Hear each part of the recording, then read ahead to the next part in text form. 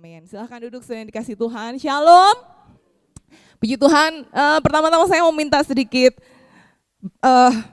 belas kasihan ya untuk saudara mendengarkan suara saya yang agak serak-serak basah ini, karena memang selama 1 minggu ini saya sedang mengalami masalah kesehatan batuk. Tapi puji Tuhan sekarang suara saya sudah kembali. Tapi jika saudara merasa gatal telinganya ya saya minta maaf. Nah, kita akan langsung kembali kepada firman Tuhan. Kita mau melanjutkan seri tentang hakim-hakim. Di mana kitab hakim-hakim ini adalah kitab yang paling kacau karena menyatakan memuat realita kehidupan manusia yang bikin geleng-geleng kepala. Ya, tapi kita akan terus melihat kesetiaan Tuhan di dalam kekacauan dalam kitab hakim-hakim. Nah, kalau minggu lalu kita belajar tentang bagaimana Tuhan bekerja melalui trio pahlawan, ada Deborah, ada Barak, dan ada Yael. Kali ini kita mau belajar tentang panggilan Tuhan bagi si penakut dan si peragu. Bagi Bapak Ibu, saya percaya bahwa kita pernah mengalami keraguan dalam hidup ini. Kita pernah mengalami ketakutan dalam hidup ini. Tapi ada kabar baik bagi kita semua pada pagi hari ini dan kita mau belajar sama-sama dari Hakim-Hakim pasal 6 ayat 1 sampai 40. Kita tidak akan langsung baca semuanya. Nah, kita mau langsung baca dulu dari ayat 1 sampai 6. Kita mau belajar dari panggilan Tuhan bagi si penakut dan peragu. Nah, kita masuk ke bagian yang pertama dari ayat dari Hakim-Hakim pasal 6 ini. Waktu kita melihat Hakim-Hakim pasal 6, kalau saudara baca ayat sebelumnya di pasal 5 bagian terakhir dikatakan lalu amanlah negeri itu 40 tahun lamanya. Jadi selama 40 tahun dalam masa kepemimpinan Deborah dan Barak, maka orang Israel itu mengalami keamanan yang cukup lama. Mereka mengalami kondisi yang enak, nyaman, tagihan-tagihan terbayar, anak-anak berperilaku baik, pekerjaan berjalan lancar, semuanya berjalan baik selama 40 tahun lamanya. Tetapi ya begitulah manusia, cenderung ada masa-masa yang demikian, masa-masa yang enak seperti itu, manusia menjadi mandiri, bangsa Israel merasa kuat dan mereka tidak membutuhkan Tuhan. Dan ayat 1 memulai siklus yang sama seperti sebelum-sebelumnya. Dikatakan bahwa orang Israel melakukan apa yang jahat di mata Tuhan dan Tuhan menyerahkan mereka kepada orang Midian selama 7 tahun. Kita melihat siklus yang berulang. Saudara kalau punya orang atau punya anak ngulangin kesalahan berulang kali itu rasanya gimana sih saudara? Jengkel, gemes ya. Saya tuh waktu baca ayat-ayat ini tuh saya membayangkan Tuhan melihat manusia itu juga gitu loh. Kayak, gitu. Wes tak kandani kok ngeyel, baleni meneh terus gitu kan kalau kita sama anak kita kan. Tapi entah kenapa ya memang kecenderungan manusia itu demikian. Dan Alkitab menyatakan dengan jujur apa yang terjadi. Pada saat bangsa Israel mengalami kenyamanan, mengalami keindahan, mengalami semuanya baik, mereka mulai kompromi, mereka mulai tidak peduli akan Tuhan dan bahkan melakukan apa yang jahat di mata Tuhan. Siklusnya kembali berulang. Terjadi pemberontakan oleh bangsa Israel. Dan konsekuensi dari pemberontakan itu selalu ada penindasan. Tadi dikatakan bahwa Tuhan menyerahkan bangsa Israel kepada orang Midian.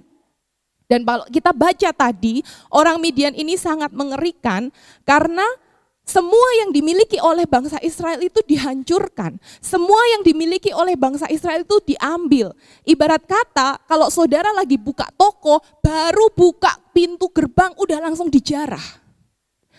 Di tahun 98 Indonesia pernah mengalami penjarahan yang besar-besaran. Dan kita tahu betapa mengerikannya masa itu, betapa melukainya masa itu. Dan saudara bayangkan bangsa Israel mengalami kondisi seperti itu bukan hanya 1 minggu, bukan hanya 2 minggu, bukan 1 bulan, tetapi 7 tahun. Apa kira-kira perasaan mereka saudara? Penuh dengan ketakutan, penuh dengan kegentaran. Tapi menariknya mereka baru berseru kepada Tuhan setelah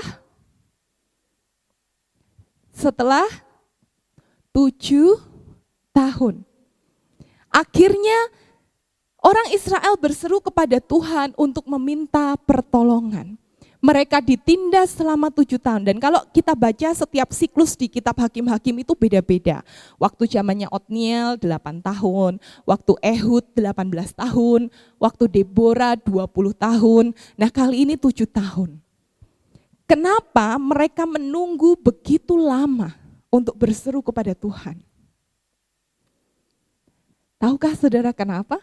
Karena bangsa Israel mirip sama kita. Selain keras kepala, biasanya kalau kita punya masalah ditindas, kita akan berusaha menyelesaikannya dengan kekuatan kita terlebih dahulu.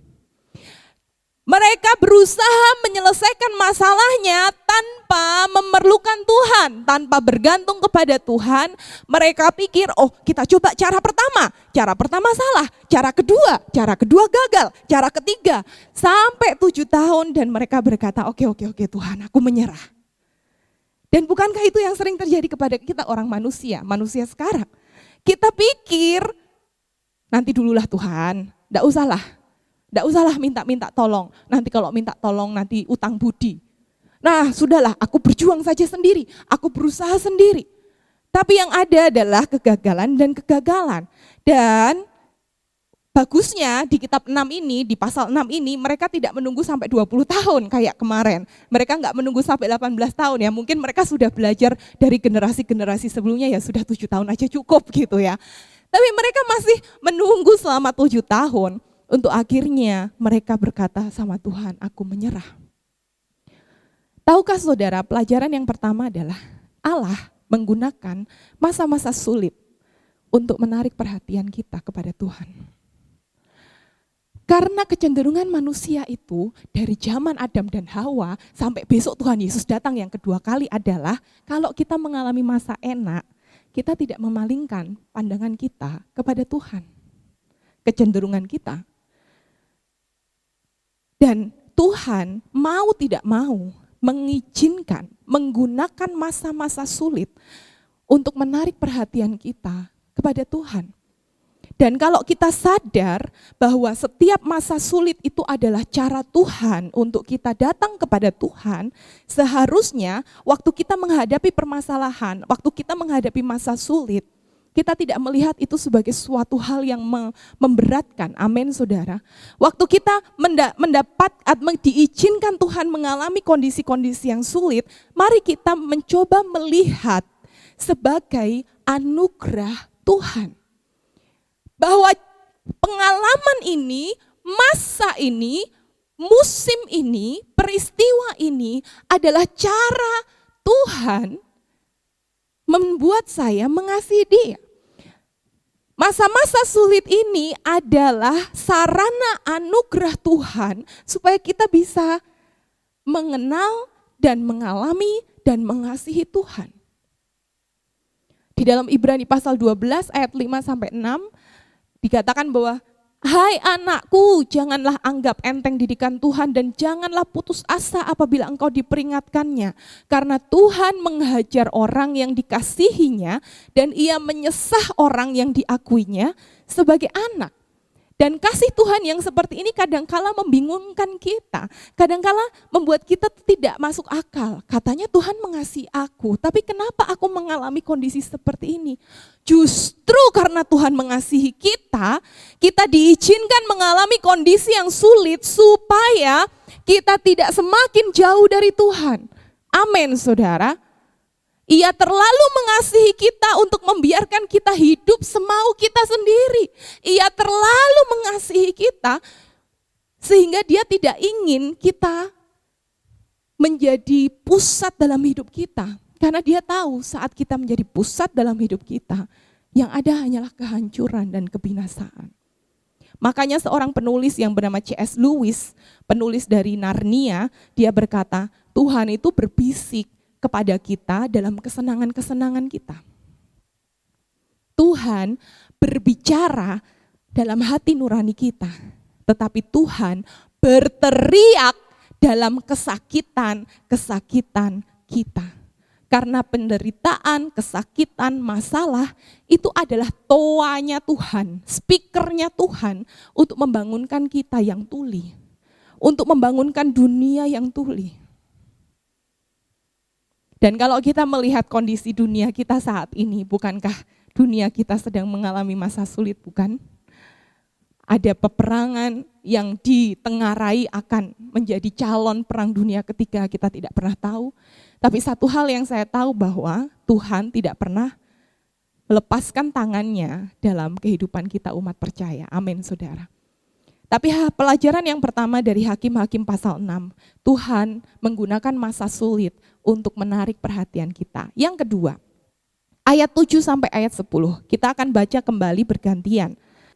Oke, ada yang aneh enggak ya dari ayat-ayat ini?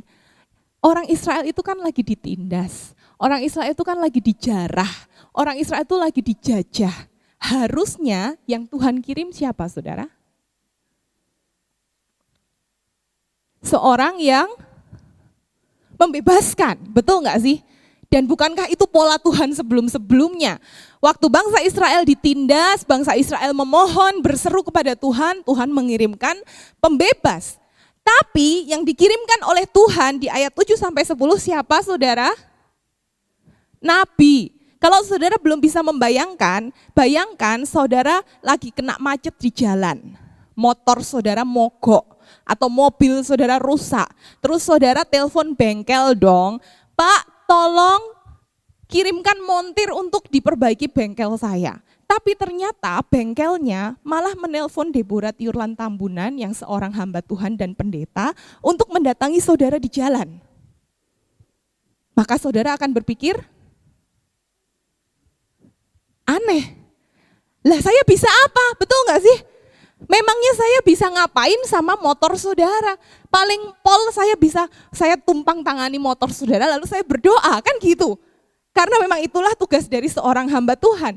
Saya nggak bisa memperbaiki motor dan mobil saudara. Aneh, jawaban yang Tuhan berikan kepada bangsa Israel ini aneh. Mereka lagi kena penjajahan kok malah dikirimkan seorang nabi. Kenapa demikian?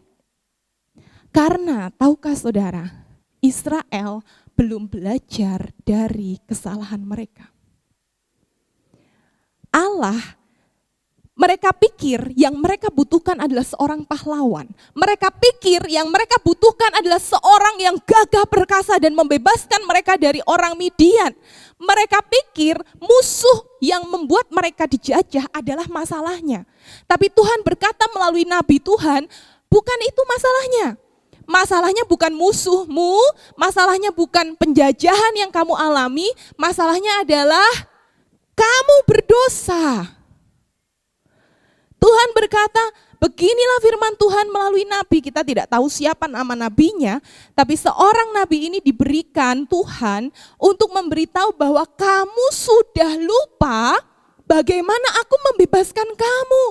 Loh, aku ini Tuhan yang menuntun kamu keluar dari Mesir. Aku yang bawa kamu keluar dari perbudakan. Aku melepaskan kamu, bahkan aku menghalau musuh-musuhmu. Tapi kamu tidak mendengarkan firman-Ku. Tahukah saudara dan saya bahwa akar masalah manusia yang sesungguhnya bukan karena tetangga kita julid, bukan. Bukan karena keluarga kita toksik, bukan. Bukan karena kita kekurangan ini dan kekurangan itu, bukan. Masalah utama kita adalah karena kita sudah berdosa. Dan Tuhan memberikan nabi kepada bangsa Israel untuk menunjukkan bahwa akar masalah yang sesungguhnya adalah dosa. Kamu menyembah berhala, kamu punya Allah lain, kamu tidak taat kepadaku, dan itulah masalahmu. Jadi kalau kita mau merenungkan dalam kehidupan kita, kenapa kita setiap kali mengalami kesengsaraan, kita pengen berusaha mencari jalan keluar, bukan? Kita pengen langsung cepat-cepat Tuhan mengubahkan keadaan kita. Dan kita berseru kepada Tuhan untuk minta pertolongan, dan itu bagus. Dan itu bagus. Tetapi seringkali Tuhan akan menjawab doa kita dengan cara yang aneh. Mungkin saudara hari ini datang ke gereja untuk mencari solusi. 5 langkah menjadi sukses. 5 langkah keluar dari jeratan keuangan. Tapi dengarkan saya. Sebelum Tuhan menyelamatkan kita dari kesulitan, Dia ingin mengajar kepada kita kenapa kita berada dalam kesulitan tersebut. Saya bersyukur saya dipimpin oleh Tuhan untuk masuk ke dalam ruangan konseling. Saya menangani ada banyak kasus, tentu saja saya tidak akan cerita di depan saudara, tetapi dari banyak kasus yang saya tangani, setiap permasalahan-permasalahan akarnya adalah dosa. Kenapa orang berselingkuh? Selingkuh tentu saja dosa. Tetapi ada akarnya di mana dia sebenarnya menghamba, menyembah berhala kenikmatan. Mungkin mereka mengalami banyak sekali permasalahan di dalam hidup mereka karena sebenarnya mereka punya Allah yang lain, yaitu apa? Kenyamanan. Punya Allah lain, berhala yang lain apa? Penerimaan. Sehingga setiap kali ada orang yang ngatain dia selalu overthinking, dia nggak bisa tidur. Karena sebenarnya dia sedang mencari penerimaan dari orang lain. Ada Allah lain yang disembah daripada Allah yang mengasihi dan menyelamatkan kita. Dan kalau kita mau duduk diam, merenung, kenapa ya saya khawatir? Seperti yang saya pernah ceritakan dalam pergumulan saya kepada saudara bulan lalu, waktu mobil saya rusak, saya begitu marah, saya begitu jengkel. Dan suami saya mengajak, oke kita duduk diam dulu, kenapa? Apa akarmu jengkel? Dan waktu saya mencari akar, ternyata akar masalah saya adalah karena saya haus akan kenyamanan. Saya lebih mementingkan kenyamanan daripada ketaatan akan Tuhan. Apa yang menjadi masalah dan kesengsaraan dalam hidup saudara saat ini? Maukah saudara untuk duduk diam, merenung? Maukah kita untuk datang dan merenung? Apa yang menjadi akar masalah saya? Mungkin sebenarnya akar masalah kita adalah kita punya berhala yang sedang kita ingin puaskan. Entah itu penerimaan, kenyamanan, kekuasaan, lebih daripada Tuhan. Dan itu akar masalah yang sesungguhnya.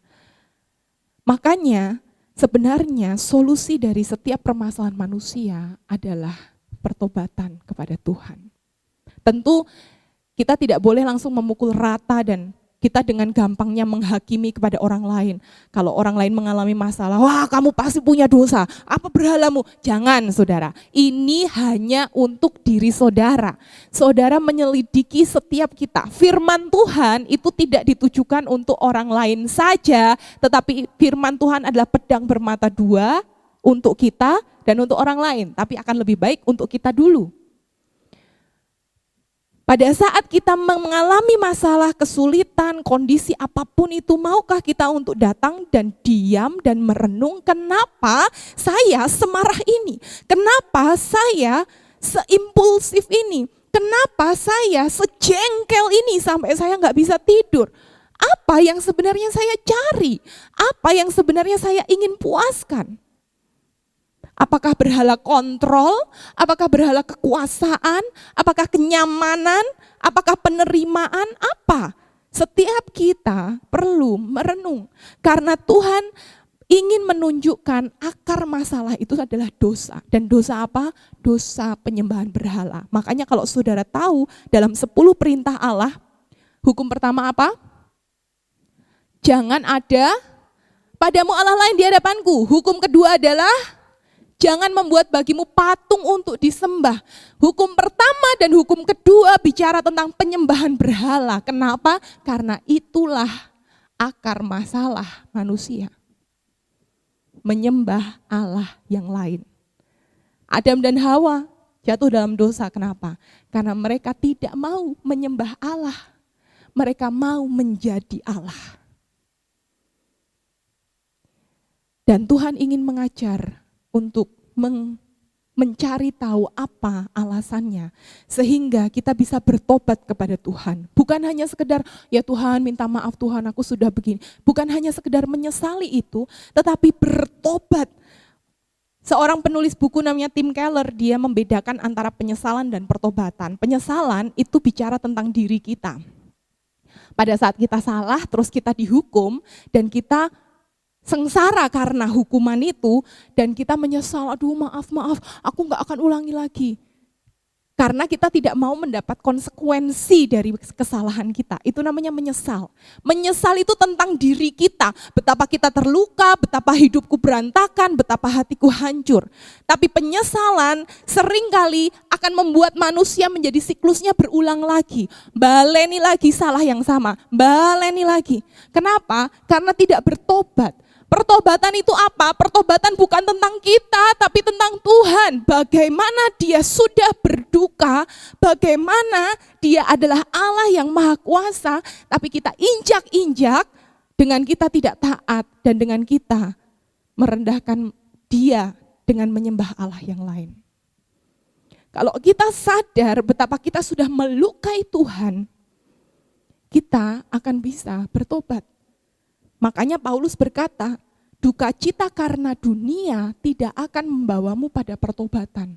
Tapi duka cita karena Tuhan akan membawamu kepada pertobatan. Kalau kita hanya berduka, menyesal karena situasi yang kita alami, karena konsekuensi yang kita sudah alami karena kesalahan kita, mungkin kita bisa dibebaskan sekarang, tapi mungkin 1 tahun, 2 tahun lagi kita akan terjatuh pada siklus yang sama. Tapi kalau kita bertobat, kita akan dibawa Tuhan untuk semakin bertumbuh. Amin, saudara. Dan inilah pelajaran yang kedua. Tapi mari kita melihat ayat 11 sampai ayat 12. Ternyata saudara, waktu ayat 11 dan ayat 12 ini dinyatakan Tuhan mengutus malaikatnya untuk bertemu dengan Gideon. Israel sudah bertobat belum ya? Belum. Tidak ada tanda-tanda pertobatan Israel dalam bagian ini. Apa yang kita bisa lihat? Itulah kasih karunia Tuhan. Tuhan tidak menunggu umatnya bertobat sebelum Dia datang untuk menyelamatkan mereka. Dan itu kadang-kadang kita tidak bisa pahami, bukan? Kenapa Tuhan masih bisa sabar sama orang itu? Kenapa Tuhan masih mau menolong orang itu padahal orang itu nyebelin banget? Tapi itulah Tuhan yang memberikan anugerah dan kasih karunia-Nya. Dan bukankah kita juga mengalami hal itu? Tuhan tidak memberikan apa yang seharusnya kita terima. Kalau Tuhan memberikan apa yang seharusnya kita terima, kita nggak ada di sini semuanya. Karena kita harusnya mendapatkan apa? Kebinasaan, kematian. Makanya Paulus berkata, Tuhan itu mati buat kamu ketika kamu masih berdosa. Dan tahukah saudara, itulah kasih karunia Tuhan. Tuhan berbaik hati, Tuhan memberikan anugerahnya bahkan di saat kita masih berdosa. Dan nanti kita akan melihat kebaikan Tuhan itulah yang akan menuntun kita pada pertobatan. Kebaikan Tuhan itulah yang akan menuntun kita untuk kita bisa mengenal Dia. Nah, jadi pelajaran yang ketiga, Tuhan bertindak, Tuhan memanggil berdasar kasih karunia. Dan kasih karunia ini juga berlaku bagi Gideon. Kenapa? Karena Gideon ini adalah seorang pria yang dikatakan di ayat 11, dia sedang mengirik gandum dalam tempat pemerasan anggur agar tersembunyi bagi orang Midian. Saudara tahu tempat pengirikan gandum mungkin tidak familiar di Indonesia. Orang itu kalau mengirik gandum, muterin gandum, itu habis itu gandumnya itu dijemur supaya gandumnya itu bisa tidak lembab. Artinya kalau mengirik gandum harusnya di tempat yang terbuka. Tapi ayat 11 dikatakan dia mengirik gandum di tempat pemerasan anggur agar tersembunyi bagi orang Midian. Artinya apa? Kita melihat ada seorang pria yang penakut. Ada seorang pria yang pengecut. Dia tidak berani menghadapi orang Midian. Mungkin dia pernah dijarah sebelumnya. Saya berkenalan dengan orang-orang penyintas tragedi 98. Sampai sekarang kadangkala mereka masih takut kalau bertemu dengan, maaf, orang Jawa. Mereka masih takut kalau bertemu dengan orang-orang dengan sosok-sosok tertentu. Dan saya berbelas kasihan karena hal itu. Saking traumanya. Mungkin Gideon juga mengalami hal yang sama. Mungkin dia pernah ditindas atau dia pernah dijarah dan dia begitu trauma sehingga dia itu sembunyi, saudara. Dia berada di tempat yang tersembunyi. Tapi menariknya Tuhan berkata apa? Tuhan menyertai engkau, ya pahlawan yang... Saudara ketawa dan ini adalah humornya Tuhan. Saya percaya waktu itu Gideon pasti, kamu ngomong sama saya gitu. Karena Gideon merasa tidak berani, dia sangat ketakutan, dia pengecut, dia penakut. Bagaimana mungkin Tuhan menyebutnya sebagai pahlawan yang gagah berani. Dan Gideon pun dia, nanti kita akan melihat, dia rasanya bukan, kamu kayaknya gak ngomong sama aku, bukan. Tuhan tidak sedang menyindir Gideon, Tuhan tidak sedang ngece Gideon, bukan. Tapi maksudnya apa? Yang Tuhan sedang katakan ini adalah dia sedang berbicara berdasarkan apa yang Tuhan mau kerjakan dalam hidupnya. Tuhan tidak berbicara kepada Gideon berdasarkan siapa dia saat itu. Karena pada saat itu dia sedang memiliki kondisi pengecut, dia penakut. Tetapi Tuhan berkata berdasarkan apa yang Tuhan mau ubah dalam hidup Gideon. Di sini kita melihat prinsip yang terus berulang dalam Alkitab kita, di mana Tuhan tidak memanggil yang kuat dan yang mampu. Tapi Tuhan memberikan kekuatan dan kemampuan kepada mereka yang dipanggilnya. Amin, saudara. Gideon tidak dipanggil karena dia berani. Dia tidak berani, dia pengecut. Dia sembunyi, dia nggak berani, saudara. Tapi memang itulah yang Tuhan katakan, dia tidak pernah memanggil yang pintar, yang kuat dan mampu. Tapi justru memampukan yang lemah, menguatkan yang tidak mampu, memintarkan yang bodoh. Amin, saudara. Oh kalau gitu ya sudah kita bodoh aja semuanya. Bukan seperti itu, saudara. Karena kalau kita melihat, Otniel pun adalah orang yang hebat, orang yang saleh, orang yang bersih juga Tuhan pakai. Tapi maksudnya apa? Seringkali kalau orang yang pintar, orang yang merasa dirinya mampu, apa yang dalam hatinya, saudara? Sombong. Kecenderungan manusia demikian. Makanya Tuhan jarang, bukan tidak pernah ya, tapi jarang memilih yang pintar, yang mampu. Tapi Tuhan pilih yang pintar enggak? Tuhan pilih. Paulus dipilih. Otniel, dia adalah orang yang gagah. Tuhan juga memilih orang-orang yang demikian, tapi yang hatinya sadar bahwa dia tidak mampu tanpa Tuhan. Amin, saudara. Tapi ini juga menjadi sebuah kabar baik bagi saudara dan saya. Saya percaya dalam hidup kita ada masa-masa di mana kita merasa tidak mampu, bukan? Tidak mampu dalam melayani, tidak mampu dalam mendidik anak, tidak mampu dalam mengurus pekerjaan saudara. Mungkin saudara merasa lemah dalam kesehatan saudara. Dan it's okay. Karena kalau saudara ada di tempat ini, sebenarnya saudara adalah orang-orang yang dipanggil oleh Tuhan. Amin. Dan orang yang dipanggil Tuhan, Tuhan jugalah yang akan memberi kekuatan dan memberi kemampuan. Gideon tidak dipanggil karena dia berani. Gideon menjadi berani karena dipanggil oleh Tuhan. Amin, saudara. Kita dipanggil bukan karena perbuatan baik kita, tapi kita bisa berbuat baik karena kita sudah dipanggil oleh Tuhan. Amin, saudara. Kita tidak dipanggil karena kita bisa jadi berkat, bukan. Tapi kita bisa menjadi berkat karena kita sudah dipanggil oleh Tuhan. Amin, saudara. Sehingga semua hormat kemuliaan hanya untuk Tuhan. Soli Deo Gloria. Dan salah satu kebohongan yang terbesar yang sering kali dunia katakan adalah kamu hebat, kamu istimewa, kamu luar biasa. No. Semakin kesini saya semakin melihat betapa tidak hebatnya manusia. Betapa bobroknya manusia. Dan dalam kitab Hakim-Hakim kita akan terus melihat kebobrokan-kebobrokan manusia. Itulah kenapa Tuhan bertindak berdasarkan kasih karunia-Nya, bukan berdasarkan kehebatan kita manusia. Amin, saudara. Yang keempat, masih ada saudara ya. Ayat 13-24, tapi kita tidak akan baca semuanya. Kita baca saja ayat 13 sampai ayat yang ke-16. Waktu saya baca kitab Gideon, sebenarnya saya kasih disclaimer ya saudara. Sebenarnya yang harusnya mengkhotbahkan Gideon ini adalah Mas Haris. Saya itu mengkhotbahkan Deborah.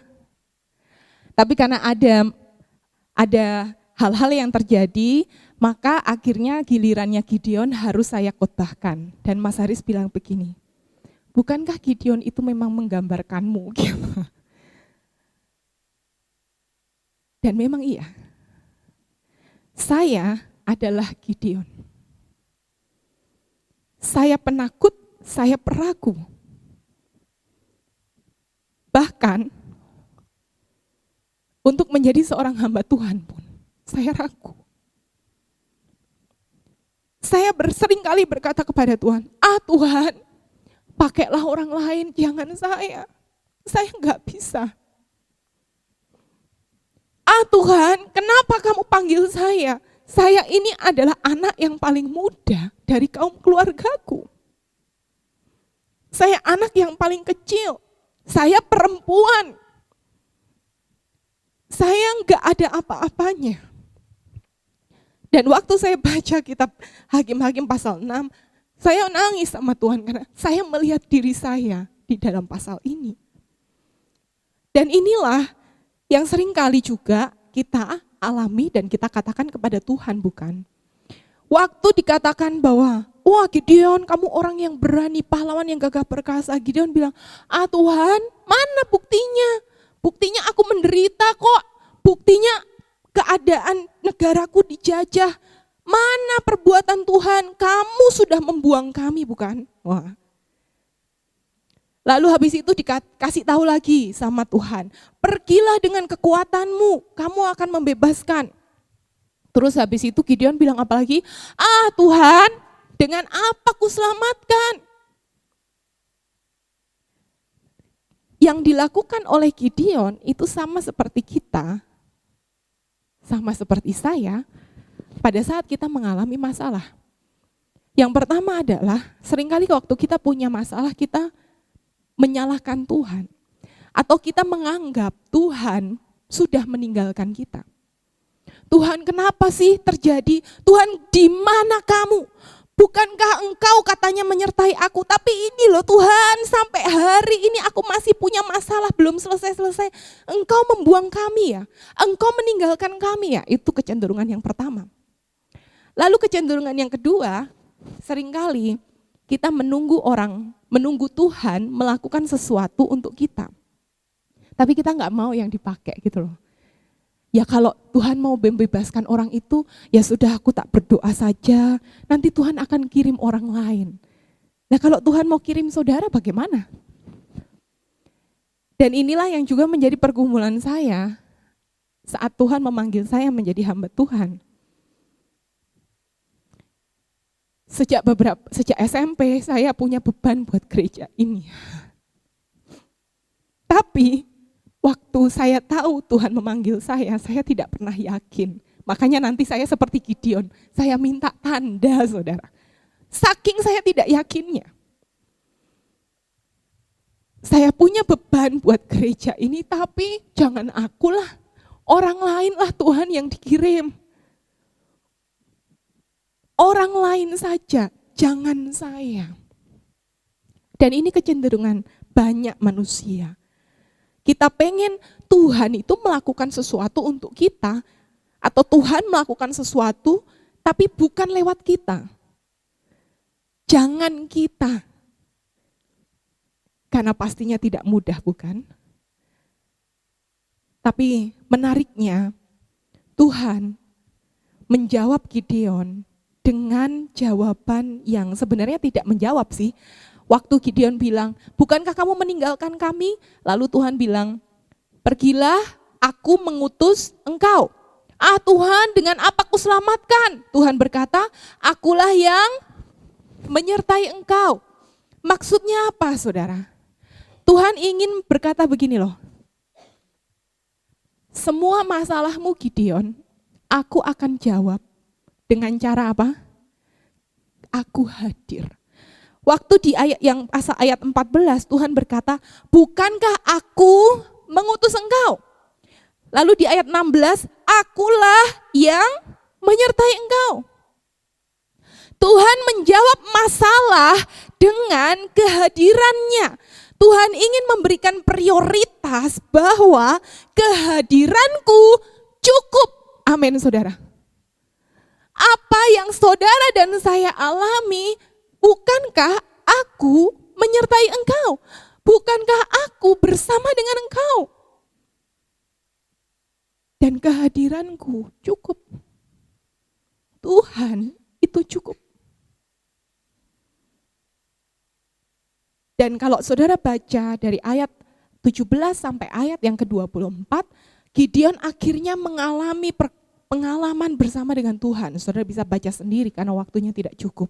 Dan akhirnya di ayat 22 Gideon berkata, celakalah aku Tuhanku Allah, sebab memang telah kulihat malaikat Tuhan dengan berhadapan muka. Di ayat yang ke-22, dia akhirnya sadar panggilan Tuhan akan hidupnya. Dia akhirnya sadar bahwa Tuhan hadir dan Tuhan menyertai Gideon. Makanya di ayat 24 Gideon mendirikan mezbah di sana bagi Tuhan dan menamainya Tuhan itu keselamatan. Jawaban Tuhan kepada Gideon dalam permasalahannya bukan, oh Gideon, kamu harus mengatakan kepada dirimu, kamu hebat, kamu mampu, kamu kuat. Tidak, Tuhan tidak memberikan kepada Gideon tips-tips untuk Gideon melakukan A, B, C, dan D. Itu bukan prioritasnya. Nanti Tuhan akan berikan ajarannya juga di pasal yang ke-7. Tetapi yang paling penting dan yang paling pokok adalah apa? Gideon, kamu tidak butuh apa, kamu tidak butuh bagaimana, kamu tidak butuh di mana, tapi kamu butuh siapa yang menyertai kamu. Amin, saudara. Dan seringkali dalam kehidupan kita, ada momen-momen di mana Tuhan langsung memberikan pertolongannya, puji Tuhan, haleluya. Tapi ada momen-momen di mana Tuhan ingin menyatakan bahwa yang kamu paling butuhkan bukanlah apa, bukan di mana, tapi siapa. Siapa yang menyertaimu? Siapa yang memberkatimu? Siapa yang menolongmu? Dan Tuhan berkata, aku yang memberikan diriku sendiri untuk menyertai kamu, dan itu cukup. Amin, saudara. Keberanian Gideon bukan berdasarkan kemampuannya, tapi berdasarkan keyakinan bahwa Tuhan menyertai dia. Dan itulah yang kita perlukan dalam hidup ini. Di tengah kondisi kita saat ini, di tengah kondisi dunia yang sangat tidak jelas seperti ini, Tuhan ingin memberikan kabar baik buat jemaat Tuhan di tempat ini bahwa yang paling penting adalah siapa yang berjalan bersama dengan saudara. Dan Tuhan Allah Immanuel, Dia menyertai dan memberikan dirinya untuk kita. Amin, saudara. Nanti Dia mungkin akan memberikan hikmat, tuntunan dalam hidup kita. It's okay. Tetapi yang menjadi pokok, yang menjadi dasar utama adalah dengan siapa kita berjalan. Dan Tuhan memberikan dirinya dan Tuhan menyatakan pribadinya kepada Gideon. Dan saya percaya Tuhan juga akan terus menyatakan dirinya buat hidup saudara dan saya. Yang kelima, ayat 25-32, kita nggak usah baca semuanya. Pada saat itu Tuhan menyuruh Gideon untuk menghancurkan berhala-berhala yang ada di rumahnya sendiri. Tadi dikatakan, tebanglah tiang berhala yang ada di dekatnya, runtuhkanlah mezbah Baal kepunyaan ayahmu. Jadi sebelum Gideon dipakai Tuhan, dia diberikan satu tugas untuk apa? Membereskan rumahnya sendiri. Karena keluarganya ternyata ikut melanggar perintah pertama dan perintah kedua dari firman Tuhan dengan memuja berhala di rumah mereka. Jadi tugas yang pertama adalah Gideon harus membereskan rumahnya sendiri. Apa maksudnya? Tahukah saudara? Allah menginginkan kemenangan pribadi sebelum kemenangan publik. Sebelum Tuhan memakai kita di tempat umum, Tuhan ingin kita membereskan hidup kita dan rumah kita sendiri. Allah, kalau kita ingin belajar bagaimana mempercayai Tuhan, kita harus terlebih dahulu menata rumah kita sendiri. Menata apa? Hidup kita sendiri, menata keluarga kita sendiri, menata ibadah pribadi kita sendiri. Sebelum kita dipakai oleh Tuhan dengan kemenangan yang umum. Seringkali orang Kristen ini munafik. Di luarnya hebat, tapi di dalamnya rusak. Berapa banyak orang-orang, apalagi baru-baru ini ada seorang pendeta yang viral di Jawa Timur. Ternyata dia ditangkap karena KDRT. Kalau di video-video, wah didoakan gitu. Ternyata di rumah, tangan yang dipakai untuk mengurapi adalah tangan yang dipakai untuk memukul istrinya. Seringkali kita ingin kita ini hebat di depan orang, tapi di rumah kita gagal. Tuhan tidak ingin kehidupan yang demikian. Bahkan dalam amanat agungnya sebelum Yesus berangkat naik ke surga, dia berkata, kamu menjadi saksiku di Yerusalem, di Yudea, di Samaria, baru ke ujung bumi. Seringkali kita ingin kemenangan yang spektakuler, seringkali kita ingin kehebatan yang dilihat oleh orang yang banyak, tapi kita gagal dalam hidup kita sendiri. Kita gagal dalam rumah tangga kita sendiri. Tuhan ingin kemenangan pribadi sebelum kemenangan publik. Apakah hal itu akan menimbulkan kekacauan? Tentu saja akan terjadi, saudara. Kalau kita baca di ayat-ayat berikutnya, keluarganya Gideon gempar. Tetapi bukankah di poin sebelumnya Tuhan menyertai? Amin, saudara. Dan karena Tuhan menyertai, akhirnya papahnya namanya Yoas, dia akhirnya berkata, kenapa kita harus membela berhala? Kalau dia Allah, biarlah dia membela dirinya sendiri. Pada akhirnya Tuhan yang bekerja, bukan? Tugas Gideon adalah taat. Dan yang terakhir, apa yang dapat kita pelajari dari panggilan Tuhan akan Gideon? Ayat 33 sampai ayat 40. Ya, kita melihat suatu hal yang sangat manusiawi, saudara. Waktu di ayat 33, wah, ini tuh kayak mantep-mantepnya kalau film itu tuh klimaksnya. Dia bilang, di sini kan dikatakan, pada waktu itu roh Tuhan menguasai Gideon. Dan Gideon yang tadinya pengecut, penakut ini apa yang terjadi? Dia meniup sangkakala, dia memanggil orang-orang, padahal sebelumnya kan dia bilang, aduh aku ini siapa kan gitu ya. Tapi karena roh Tuhan menyertai Gideon, dia punya keberanian, dia meniup sangkakala, dia mengumpulkan orang-orang, Dan 32.000 orang muncul. Kelihatannya mantap ya saudara ya. Tapi waktu di ayat 36, Gideon ragu, Gideon keder saudara. Bahkan sudah berjumpa dengan Tuhan, Gideon sudah manut membersihkan rumahnya. Roh Tuhan sudah memberi Gideon kuasa. Gideon masih takut. Gideon masih bergumul dengan keraguannya. Ia tahu Tuhan sudah berjanji, ia tahu Tuhan sudah memanggil dia, tapi waktu dia melihat diri di cermin,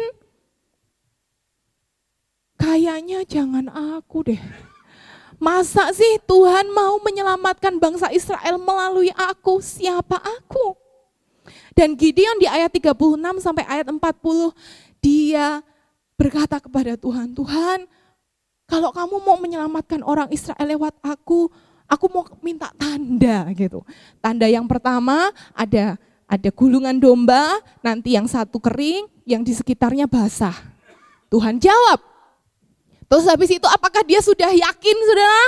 Masih belum. Dia ragu, Tuhan jangan marah sekali ini saja. Yang satunya basah, yang lainnya kering. Dan Tuhan melakukan itu.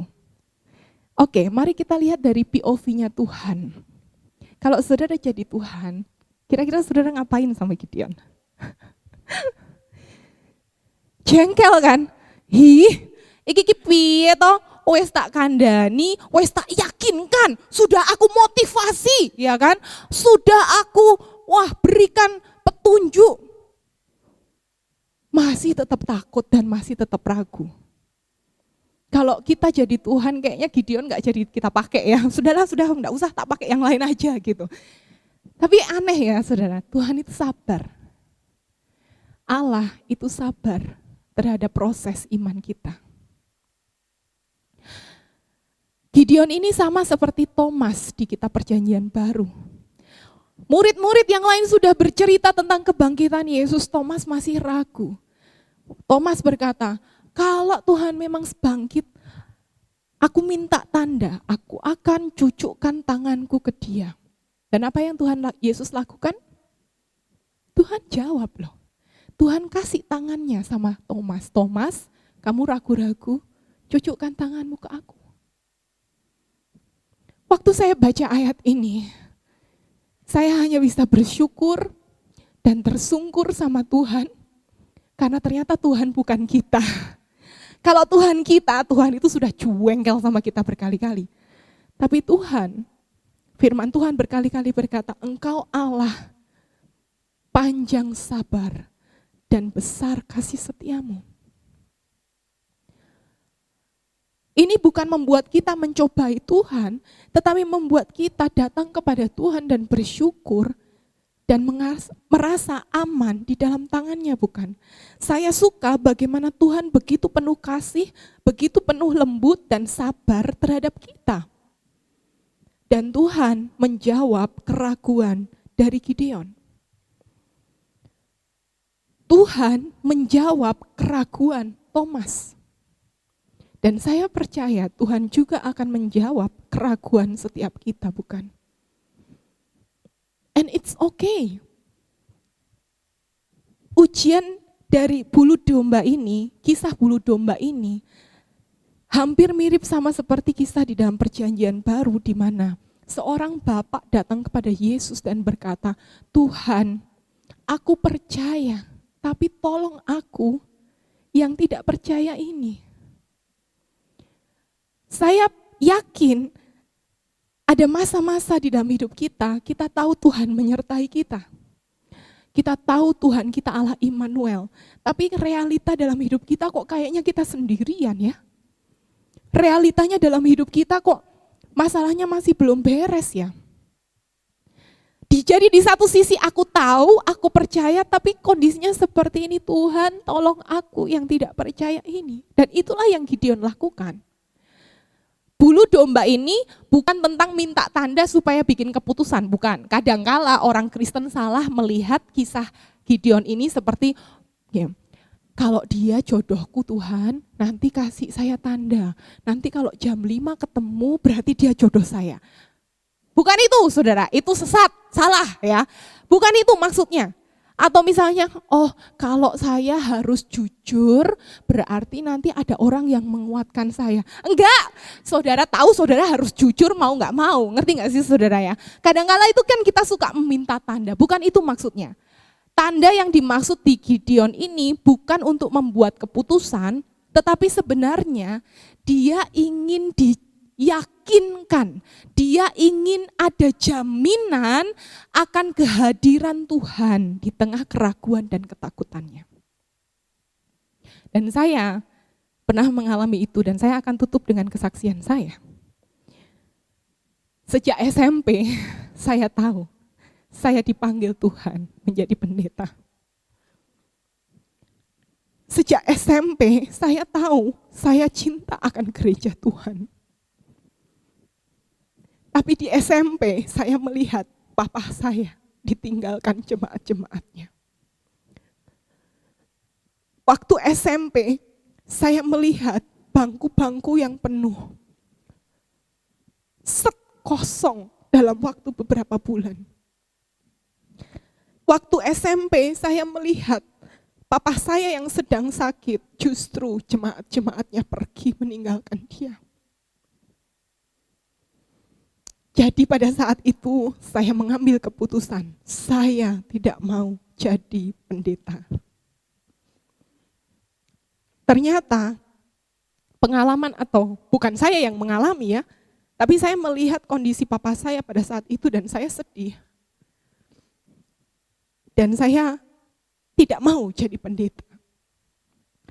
Kehidupan berjalan, SMA, kuliah, sampai singkat cerita saudara tahu kisah saya sakit selama 8 bulan. Dan Tuhan menyembuhkan saya dengan caranya yang ajaib. Dan papa saya berkata, kamu jadi hamba Tuhan. Dalam hati saya tahu. Karena panggilan itu saya rasakan dari saya SMP.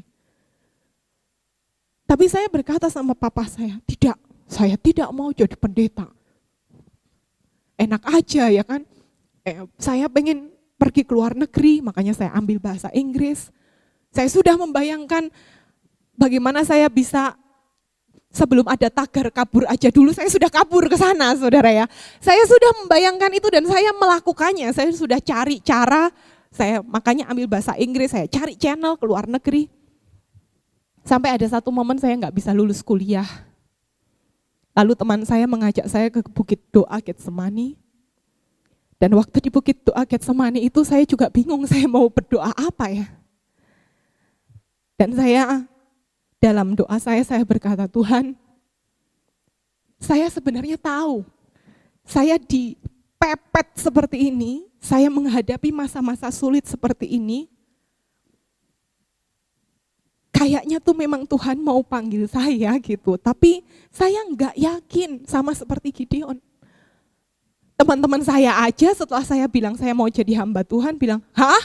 Kamu mau jadi hamba Tuhan? Orang boros, sering karaoke, dolan, hedon, wah omongannya rusuh, wah saudara.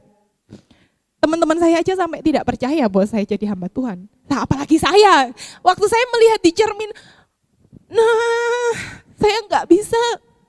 Saya anak paling bungsu, saya perempuan, apa yang bisa saya lakukan Tuhan?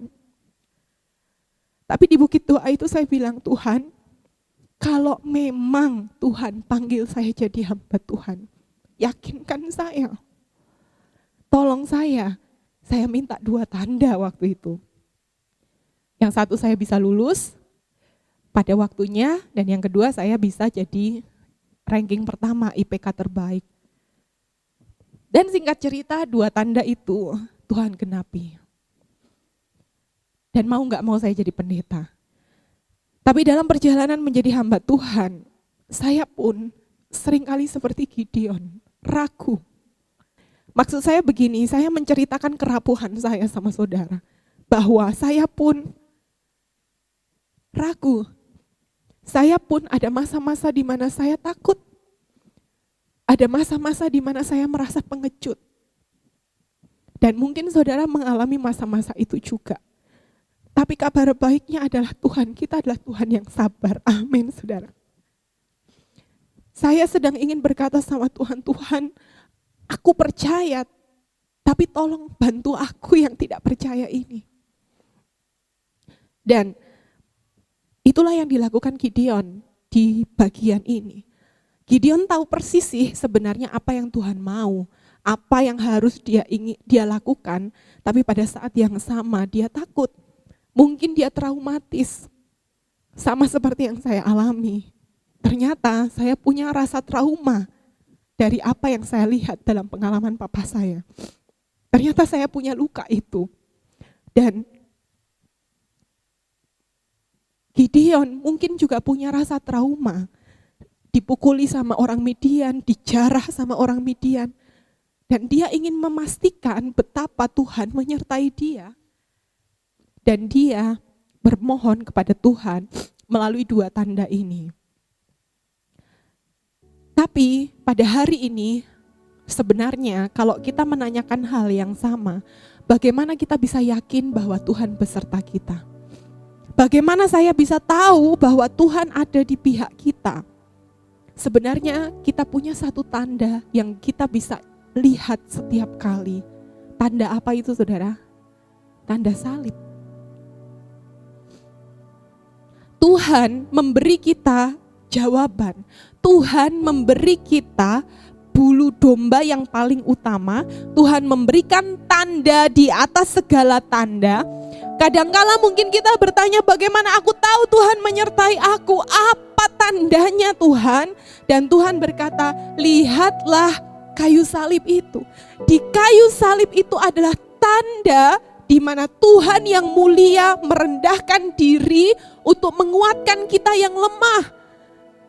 Di mana di salib itu dia meninggalkan tahtanya yang kaya dan yang sangat indah untuk menjadi salah satu dari kita, sehingga pada saat kita menghadapi masalah penindasan, kerendahan, kita tahu bahwa kita disertai oleh Tuhan. Dia lapar, dia haus, dia direndahkan, dia juga berseru kepada Bapa, Eloi, Eloi, lama sabachthani, mengapa engkau meninggalkan aku? Di kayu salib Yesus menyerap semua marahnya Tuhan terhadap dosa kita. Dan saat kita menaruh iman kita pada Yesus, kita akan ditolong, kita diampuni, kita ditutupi oleh kebenaran Yesus yang sempurna. Dan bukan hanya itu saja, Roh Kudus, Allah Roh Kudus masuk ke dalam hati kita dan menyertai hidup kita. Dan setiap kali kita meragukan janji Tuhan, setiap kali kita meragukan penyertaan Tuhan, mari kita mau datang dan kita melihat salib Kristus. Dan kita bisa berkata, Tuhan, aku percaya, tolonglah aku yang sedang tidak percaya ini. Dan Allah akan menjawabnya untuk menolong kita melihat keindahan salib Kristus sekali lagi.